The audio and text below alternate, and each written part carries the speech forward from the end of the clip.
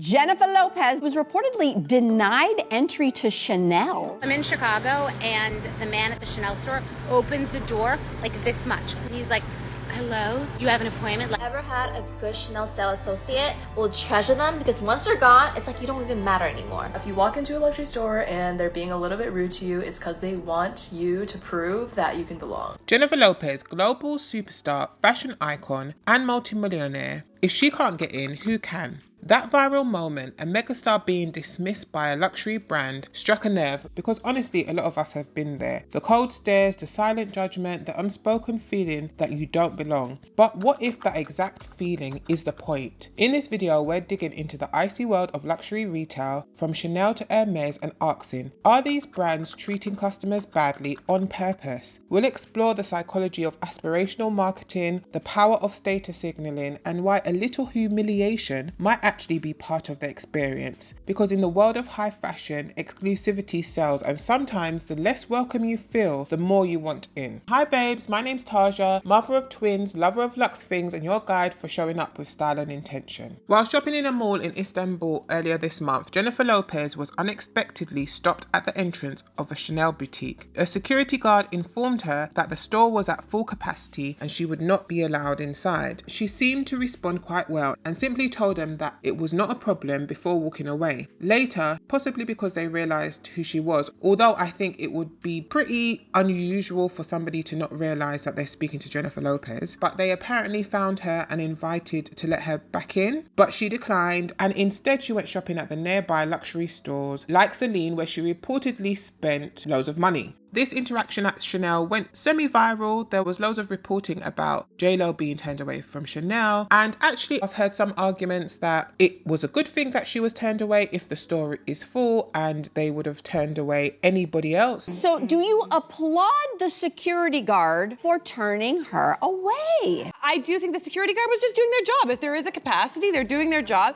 And, you know, we all hate it when celebrities get preferential treatment. That with her celebrity, she could have in fact called ahead and made an appointment so that she didn't have to try and negotiate at the door. Also, J-Lo is known for complaining about the paparazzi, but also wanting to be seen. So there was actually no real reason that she needed to be at the mall walking around trying to get into Chanel. And then there have been other arguments that believe that she shouldn't have been turned away. She's a celebrity. It looks bad. You cannot look at a J-Lo and go, sorry, we're at capacity. It's like, no, ma'am, what would you like? I'm gonna put you in the room. What kind of champagne? Do you want water, flat, or bubbly? I'm sorry, this guy was a major fail and he would be fired for me. I can agree that it looked pretty bad. Right or wrong, it did look pretty bad. Not only on Chanel, but on her as well. It was kind of a silly scenario to be in. But then out of it, you know, we're all speaking about it. So is it really bad? When you own a business, when you have a brand, I think the line between bad publicity and good publicity is pretty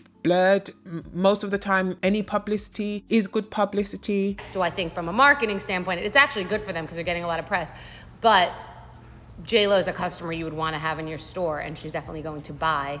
But in 2025, you get more press for not letting J-Lo in than you do if you did. But one thing that struck me was an ongoing theme about how even those who were commenting on the position that J-Lo was put in felt relatable. Even when I saw it, it didn't feel like, oh my gosh, Chanel turned away J-Lo. Chanel doesn't turn away anyone. You know, Chanel usually lets people in with a smile. That kind of thought did not come to me. I felt as though Chanel turning down J-Lo was very much on brand. And it made me think about why Chanel and brands like it don't seem to be too bothered by this reputation that they have. A couple of years ago, Bethany Frankel was also turned away from a Chanel store, and she made many videos about her experience trying to get into the store, and she even actually went back to the store dressed differently and they allowed her in, which was all a bit interesting. I have a credit card, I have a bag of Garrett's popcorn, a basic bitch purse.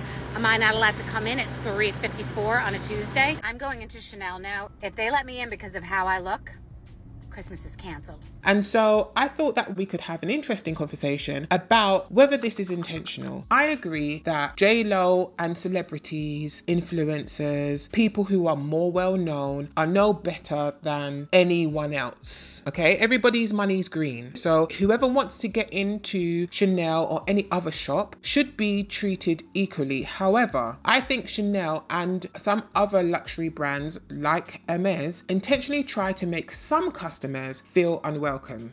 Excuse me, sir. You shopped here before? No, this is actually my first time. What are you doing here? My girlfriend wants a Birkin.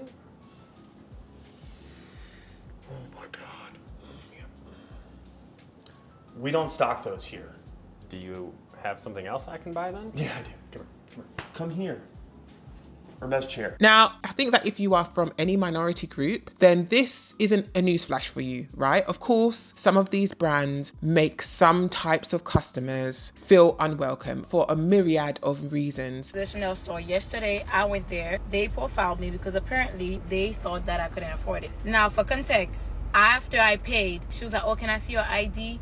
Just to make sure. And I was like, okay, that threw me off because she didn't ask the lady that went before me all that information. But I'd argue that any other standard average brand would be basically chomping at the bit to try and get J-Lo to come to their store. If you owned a clothing store and J-Lo came to the door to come in, I don't think that there are going to be many stores that would turn her away. So I do think that they knew who she was, and I think that they didn't let her in because they leaned very much on the idea of exclusivity. I think this because there are endless stories all over the internet about the customer service at these luxury brands, and I would say that Chanel is probably one of the most notorious for having poor customer service. It's not unusual to hear customers complain about how they've been treated in stores like Chanel. This happened at the original Chanel boutique at Rue Cambon, so the flagship store. So we get to the boutique, immediately vibes are weird, and boutique is super busy. They tell us, you know, we can take a look around and somebody will be with us as soon as possible. We go upstairs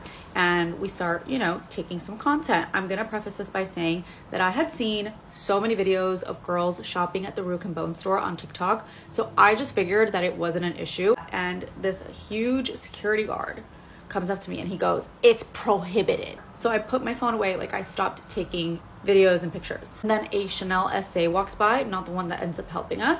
I watch him go up to her, tell her what happened, and then she comes up to us and says, "You can't take pictures." And I look at her and I'm like, does it look like I'm taking a picture? Like, he literally wanted to reprimand us. And then she has the audacity to come up to me and say it again. These stories are definitely not uncommon. And so for a lot of newer luxury shoppers or aspirational shoppers, it can be a bit of a shock. Is that what's happening? 100%. And what gave you the confidence? Delusion. You know, you might have an idea that you're going to go into the store, you're going to receive this really quality experience, especially if you go based on maybe what you see online. May I help you? Yeah, I just want to get that little red scarf I saw in the window. Then I'll be on my way.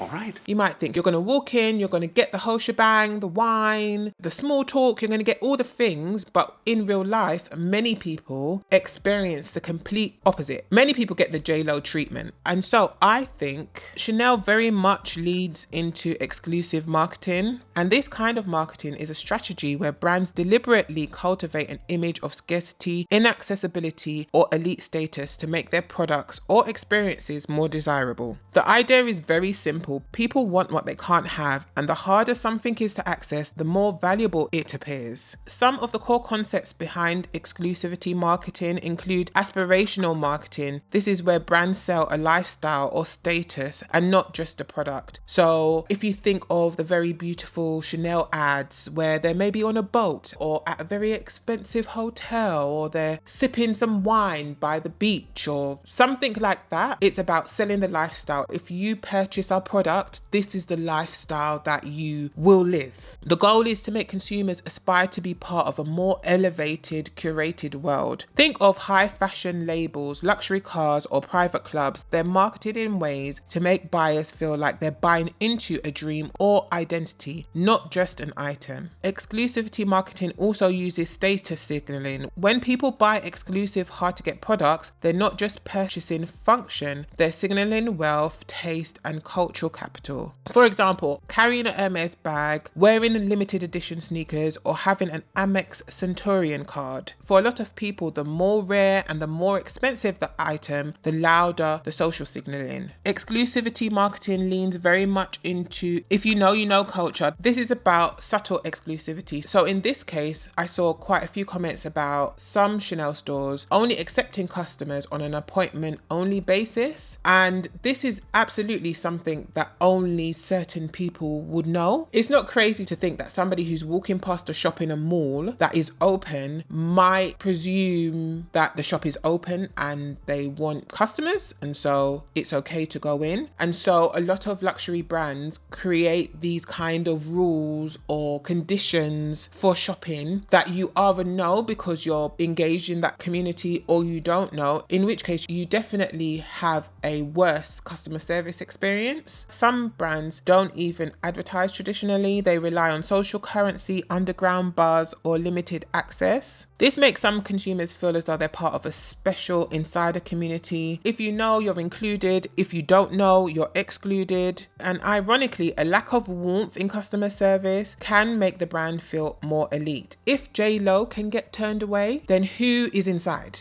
When luxury sales staff are rude, it excludes us, triggering our internal desire to belong. So we spend in order to satisfy that desire. When we've bought something, we feel like we belong, so it puts that luxury brand higher up in our estimations. In some ways, I think that it's bad for Chanel because they're hell-bent on maintaining this reputation of having subpar customer service, but it's good for them in terms of their exclusivity because they have what some would perceive to be the guts to turn away the J.Lo. The messaging around this kind of marketing is definitely that we're not here to please everyone. We're not here to make you all happy. So actually, if you complain, it's not really that important. And the fact that you can't get in and the fact that you can't buy what you want is a positive in that even if it may not make you want to come back, it has a psychological effect on maybe those who are observing that, oh my gosh, J.Lo couldn't get in or so-and-so couldn't get in. So if I can get in, that means I'm part of the club. Now, why would a salesperson want to do this or want to treat you more cold? It's because the brand is trying to make itself seem too exclusive for you. That in turn increases a lot of customers' desire to belong. And the truth is, a lot of companies, they're not selling a product, but these luxury brands, they're selling a feeling and they're selling a status. And that feeling/status is like being higher/more exclusive than everyone else. This kind of marketing reinforces the idea that the brand is above the masses and the customer should feel lucky to even be allowed to purchase. Exclusivity really taps into human psychology. Within behavioral economics, there is a theory called the basic economic principle. This principle outlines that when something is scarce, it becomes more valuable. Scarcity means that resources are limited. There isn't enough of something to satisfy everyone's wants or needs. And because of this limited supply, people are willing to pay more or work harder to obtain it. Luxury brands often manufacture artificial scarcity with limited releases, exclusivity, wait lists, appointment only entry because it increases perceived value and sparks an urgency to buy, which subsequently makes ownership feel special. And Chanel doesn't only execute exclusivity marketing through rejecting celebrities at the door, they also use things like price hikes and strict client vetting to manage their access. Chanel boutiques often make you wait at the door even when they're empty, offer minimal product info, it's not very easy to find much about their products online, their website is pretty limited, and they very often treat new or infrequent customers coldly. Across the world at different Chanel stores, there has been ongoing feedback about bad treatment or not feeling welcome. And actually, I would be quite interested to see Chanel's customer service training materials. If you happen to have worked at Chanel Chanel? Do let me know down in the comments. Do they actually tell you to treat people badly? I would be totally unsurprised, because I think that as consumers, receiving a bad customer service experience is really off-putting, and for those who maybe don't shop luxury, it can just seem a bit ludicrous. I hear this narrative a lot, especially around buying Hermes, and the fact that it can seem quite ridiculous that people have to actually get permission to buy some Hermes bags. The Hermes game is literally so embarrassing. I just walked into a boutique for like the 6th time in 3 days asking them to take my money. I am literally begging them at this point, and they're like, no, we don't want it. I actually like have the ick for myself. Like, joke's on me. Anyway, I'll be stopping back again this afternoon. But despite all of this criticism, and I can guarantee that they have received tons, especially in this new age of social media, Chanel and brands like it continue to grow. Ultimately, gatekeeping increases desire. Luxury isn't necessarily about being nice, it's about being wanted. And I definitely think that there's something to be said about customer psychology and why some consumers are willing to be mistreated but still want to buy. And to be honest, I don't really think that this is something that many avid luxury customers have really thought about much until the popularization of social media. I think historically, a lot of the times, luxury brands have been given the benefit of the doubt. You go into a luxury store, you have a bad customer service experience, and you just think that maybe that person had a bad day, or maybe you did something wrong, or you didn't follow protocol, or maybe they're just miserable. You know, you come up with a theory around why maybe it was just on that occasion. But I think the growing community around luxury and the growing conversations around luxury experiences and how you might be treated in luxury stores has meant that a lot of consumers have realized that no, in fact, they are not the only ones. In fact, they didn't have a particular experience because the SA was just having a bad day. It seems to be a trend that we see across the world, in different countries, in different cities, with different people. Of course, I'm not saying that we do not sometimes get treated at luxury stores, or at any store really, based on the things that we can't control. So for example, when Bethany Frankel initially went to the Chanel store and got rejected, I have a bag of carrots, popcorn, a basic bitch purse. Am I not allowed to come in at 3:54 on a Tuesday? Evidently not. she was very much dressed different to when she went the second time. I'm going into Chanel now dressed much differently than I was dressed yesterday.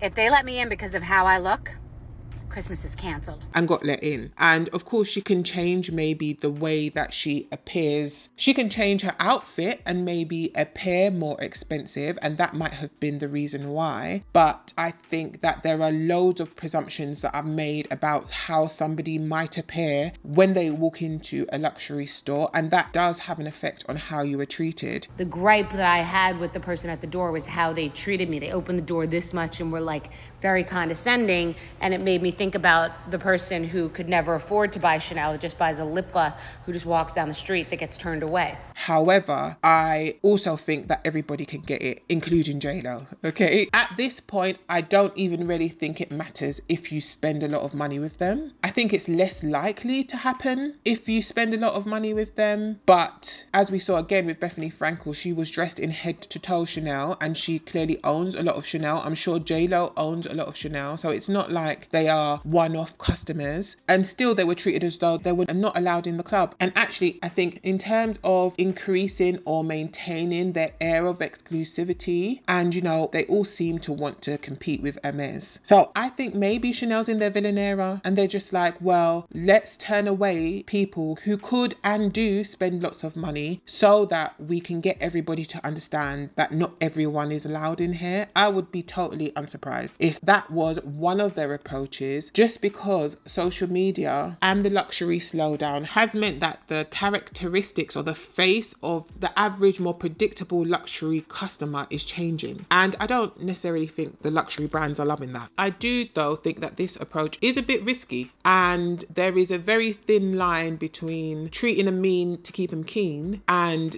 just being so bad that nobody wants to come. And I think a lot of brands are realizing, if they haven't yet, the cold attitude may not be sustainable for the foreseeable future, which is why they are trying to do things like using influencers to promote their products and even direct messaging them on Instagram, which I discuss more in depth in this video here. Ultimately, I think that this type of bad service is often intentional. As much as consumers of luxury and even those who don't buy luxury might complain about how luxury brands conduct themselves, there is still an undeniable desire for these products. So I thought it was all very interesting. You can let me know what you think down in the comments below. If you were J-Lo, would you ever buy Chanel ever again? And why do you think some consumers are willing to be treated badly but still spend thousands?